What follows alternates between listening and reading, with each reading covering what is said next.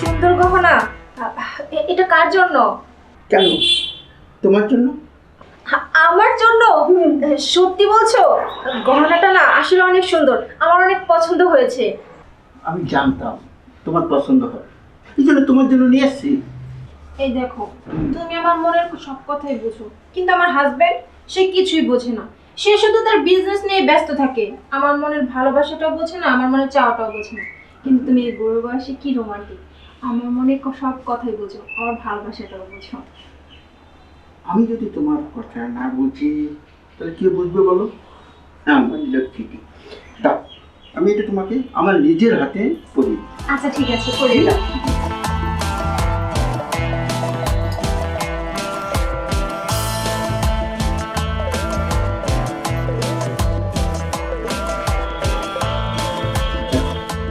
কি সুন্দর মানিয়েছে তোমাকে, হ্যাঁ?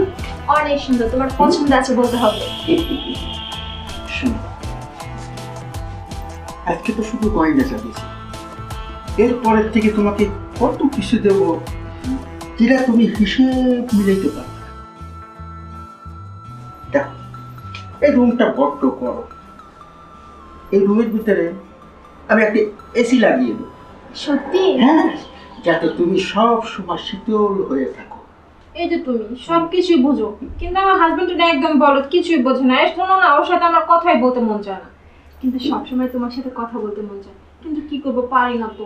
এই যখন বাসায় চলে আসে না, তখন শুধু তোমার কথা মনে পড়ে, যখন বিছানায় শুয়ে থাকি তখন। এইটা কিছু না, আর অনেক কিছু দেব যা দেখে তুমি খুশিতে আত্মহারা হয়ে যাবে। এই যে শহরটা দেখছো না, এই শহরের ভিতরে সবচেয়ে ভালো ব্যয়বহুল একটা বাড়ি তোমার নামে আমি করে দেব, এবং লিখিতভাবে দলিলে আমি স্টাম্প করে একবার ক্লিয়ার করে দেব। সত্যি বলছো?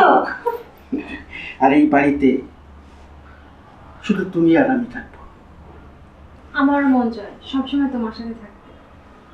তুমি এই বাড়িতে আরামে তোমার যা ইচ্ছে মনে চায় সেইভাবে করবে, যেভাবে থাকতে মনে চায় সেইভাবে থাকবে। তোমার যা ওই বাড়িতে বসে খালি আমার একটা ফোন দিবে, এইটা লাগবে ওইটা লাগবে, যা লাগে আর আমি দেবো। যেখানে আমি আছি তোমার কোনো চিন্তা নেই। তুমি এত সুন্দরী একটা মেয়ে, আরে তোমার কাছে থাকবে কোটি কোটি টাকা, ব্যাংক ব্যালেন্স, গাড়ি থাকবে, সবচেয়ে ব্যয়বহুল গাড়ি, শীতাতাপ গাড়ি। তুমি সিটের ভিতরে হেলান দিয়া মানে শুয়ে আরামে কিভাবে চলতে চাও সেই ব্যবস্থা কিন্তু আমি করে দেব।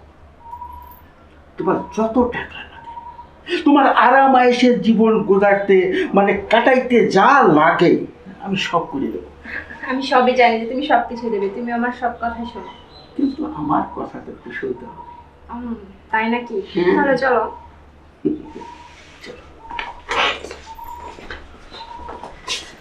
হ্যাঁ,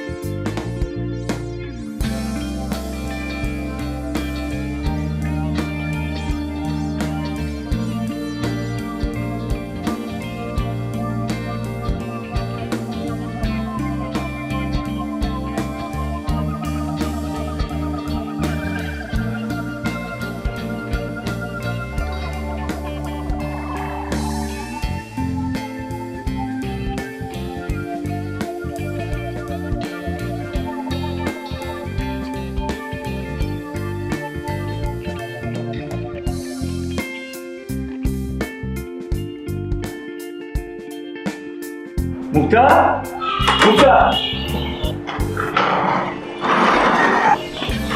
স্যার আপনি? হ্যাঁ, আসলাম তোমাদের বাড়িতে, তুমি যেহেতু নাই একটু দেখতে আসলাম আর কি। ও তোমার মেয়ের মতনই, আমার একটা দায়িত্ব আছে না? তা জানি স্যার। তো স্যার কি খাবেন? আরে না, খাবারটা মনে হয় সেরকম কিছু। দেখো না, তুমি আমার অফিসে কিন্তু দীর্ঘদিন ধরে চাকরি করো। জি স্যার। আর তোমার বাড়ির এই পরিবেশ, একটা এসি নাই, সেই জন্য বললাম একটা এসি লাগিয়ে দিই নাকি। আরও তোমার মেয়ের মতন, আর এত সুন্দর একটা মেয়ে থাকতে সেই বাড়িতে এসি থাকবে না, তা তো হয় না। না ঠিক আছে স্যার, আপনি ইচ্ছে করলে এসি লাগাইতে পারেন। আপনি তো লাগাইতে আসছেন স্যার। হ্যাঁ হ্যাঁ, একেবারে ঠিক কথা বলেছ। আচ্ছা স্যার, হ্যাঁ, চা খাবেন না কবি? না এখন আমি কিছু খাবো না বলে, আমি আসি। হ্যাঁ, আসসালাম স্যার। ওয়ালাইকুম আসসালাম। বস হ্যাঁ, এসি লাগাই। ম্যাডাম আসতে পারি? হ্যাঁ আসো। ম্যাডাম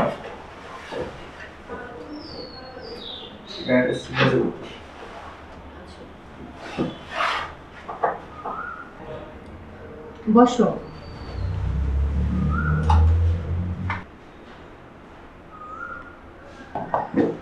কি হয়েছে আপনার? মন খারাপ? না ম্যাডাম, মন খারাপ না। আপনাকে কেমন জানি দেখা যাচ্ছে, মনে হচ্ছে আপনার কোনো সমস্যা হয়েছে। সমস্যা হলে আমাকে বলতে পারেন। ম্যাডাম তাহলে শুনুন,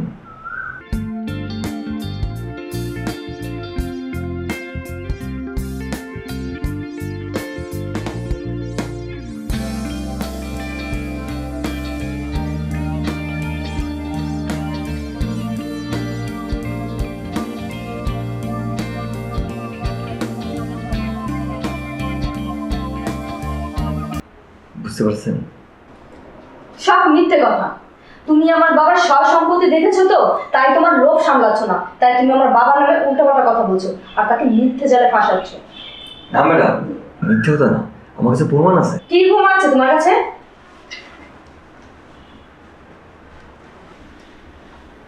এই যে দেখুন, আপনার বাবার।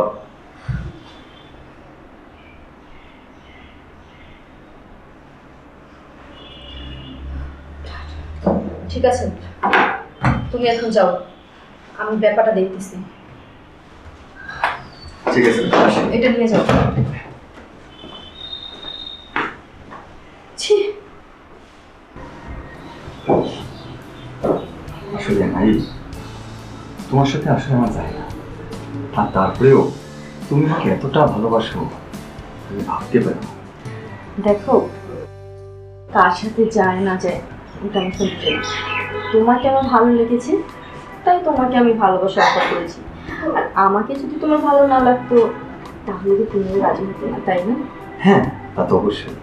আর তুমি আমাকে এতটা লাইক করো, আমি আসলে কখনো কল্পনা করিনি যে তুমি আমাকে এত ভালোবাসো।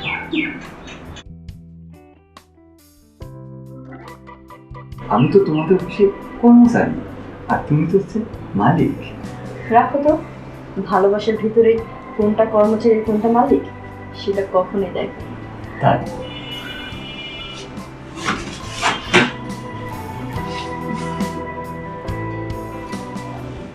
মাহে,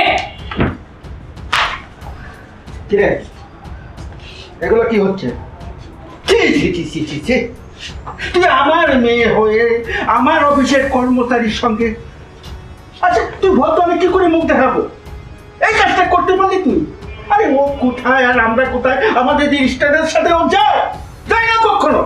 বাবা, আমি ওকে ভালোবাসি, সেখানে সম্মান অসম্মানের কিছু নেই। আর ভালোবাসার কাছে কোনো সম্মান হয় না। ও তোমার অফিসের কর্মচারী হতে পারে, কিন্তু আমি ডিসিশন নিয়েছি আমি ওকে বিয়ে করবো। এই চুপ থাক মেয়ে, আর একটা কথা বলবি না। আচ্ছা আমি এই লোক সমাজে মুখ দেখাবো কি করে? আমাদের একটা আত্মমর্যাদা আছে, আত্মসম্মান আছে, সেই সম্মানটা তুই ধুলোর সাথে মিশিয়ে দিলি। এই তুই জানিস না ওর একটা বউ আছে ঘরে? ওর ঘরে বউ আছে সেটা আমি জানি। বাবা, তুমি কি জানো না যে একটা পুরুষের 4টা 5টা 7টা বিয়ে করার জায়েজ আছে, আর ও তো মাত্র একটা বিয়ে করেছে। আর আমি ওকে বিয়ে করতে তো সমস্যা কোথায়? আর ও হয়তো গরিব হতে পারে, কারণ আমাদের তো জায়গা সম্পত্তি কোনো কিছুর অভাব নেই। দরকার হলে ও ওর বউকে ডিভোর্স দিয়ে আমার সাথে এখানে থেকে যাবে। আরে আমরা কোথায় আর ও কোথায় একবার ভেবে দেখেছি? ওর স্ট্যাটাস কোথায় আর আমাদের স্ট্যাটাস কোথায়? তুমি তুমি কি করেছো? আমি একটা কর্মচারীর সাথে প্রেম করছি বলে তোমার খুব মান সম্মানে লাগছে, তাই না? হ্যাঁ, তুমি যে এই বয়সে নোংরামি করছো সেটা কি তোমার আত্মসম্মানে লাগছে না? কি বলতে চাস তুই? কি বলতে চাচ্ছ তুমি বুঝতে পারছো না? তুমি তোমার নিজেকে প্রশ্ন করো যে তুমি দিনে দিনে কতটা নিচু নামতেছো। দাদা, তোমার ফোনটা বের করো।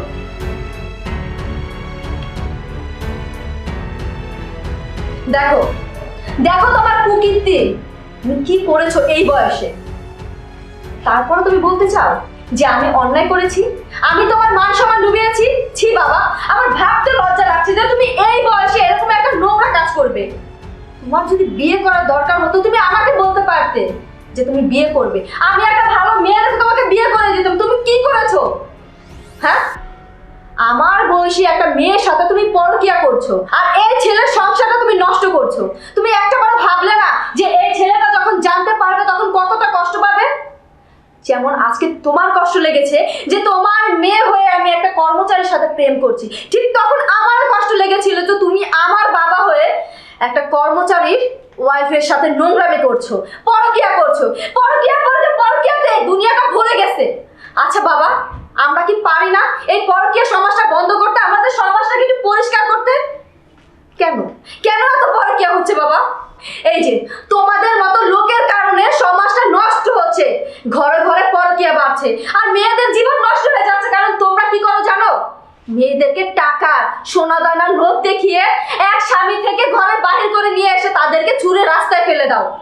আর আমি এই ছেলেটাকে ভালোবাসি না। তুমি এতক্ষণ যা দেখেছো সবই ছিল আমাদের সাজানো নাটক। তোমার চরিত্রটা তুলে ধরার জন্য আমি আমার নিজের চরিত্রটা এত নিচে নামিয়েছি।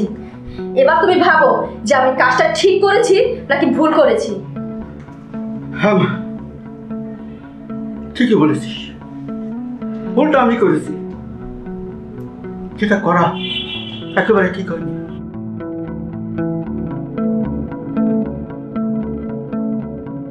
আসলে কি জানিস মা, তুই আমার চোখে আঙ্গুল দিয়ে বুঝিয়ে দিয়েছিস যে এই সমাজটাকে পরিবর্তন করতে হবে। আর আমার মতন বাপেরা এরকম নোংরামি জানি না করে। আসলে মা, আমি ভুল করেছি, আমাকে ক্ষমা করে দেব, ক্ষমা করে দেব। বাবা, তুমি আমাকে ক্ষমা করে দিও। স্যার, আমরা সচেতন হই আর এই সমাজটাকে পরিবর্তন করি। তাই স্যার। মা, আর এমনটা হবে না। ঠিক আছে বাবা, তুমি আসছি। আচ্ছা।